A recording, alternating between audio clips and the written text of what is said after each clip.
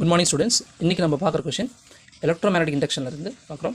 So question பார்த்தீங்கன்னா predict the polarity of the capacitor in the situation described by figure. So இந்த question என்சிஆர்டிலேருந்து எடுத்துருக்கோம் 12th standard. இங்கே ஒரு loop இருக்குது, அதில் கெப்பாசிட்டர் வந்து கனெக்ட் பண்ணியிருக்காங்க. ஸோ லெஃப்ட் சைடில் ஒரு பார் மேக்னெட், ரைட் சைடில் ஒரு பார் மேக்னெட். ஸோ லெஃப்ட் சைடில் இருக்கிற பார் மேக்னெட் பார்த்தீங்கன்னா நார்த் போல் இங்கே வந்துட்டுருக்கு, இங்கே ரைட் சைடில் இருக்கிறது உங்களுக்கு சவுத் போல் வந்துட்டுருக்கு. ஸோ சவுத் போல் வரும்போது கிளாக் வைஸில் கரண்ட் ப்ரொடியூஸ் ஆகும், நார்த் போல் வரும்போது ஆன்டி கிளாக்கில் வரும். ஸோ நம்ம எதோ ஒரு சைடு எடுத்துக்குவோம். ஸோ இப்போ ரைட் சைடு எடுத்து பார்த்தீங்கன்னா சவுத் போல் வரும்போது உங்களுக்கு கிளாக் வைஸாக கரண்ட் ப்ரொடியூஸ் ஆகும். அதை நீங்கள் லென்ஸ்லால் பார்த்துருப்பீங்க, இந்த லென்ஸில். ஸோ சவுத் போல் அல்லது நார்த் போல் ரிட்டர்ன் வரும்போது எப்படியும் வச்சுக்கலாம்.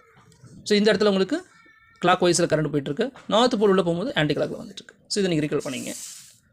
அப்போது உங்களுக்கு கிளாக் வைஸில் போகுது அப்படின்னு அர்த்தம் பியிலிருந்து இந்த பக்கம் தான் கரண்ட் போகுது, பியிலேருந்து எங்கே போகுது ஏக்கு. ஸோ கரண்ட் அப்படிங்கிறது ஃப்ளோ பாசிட்டிவ் சார்ஜ். ஸோ இப்போ ஏல வந்து பாசிட்டிவ் சார்ஜ் வந்து உங்களுக்கு ஃபார்ம் ஆயிருது, அதனால் இங்கே நெகட்டிவ். ஸோ ஏவோடைய பொலாரிட்டி பாசிட்டிவ். ஸோ இதுதான் இந்த கொஸ்டினுக்கான ஆன்சர். தேங்க்யூ.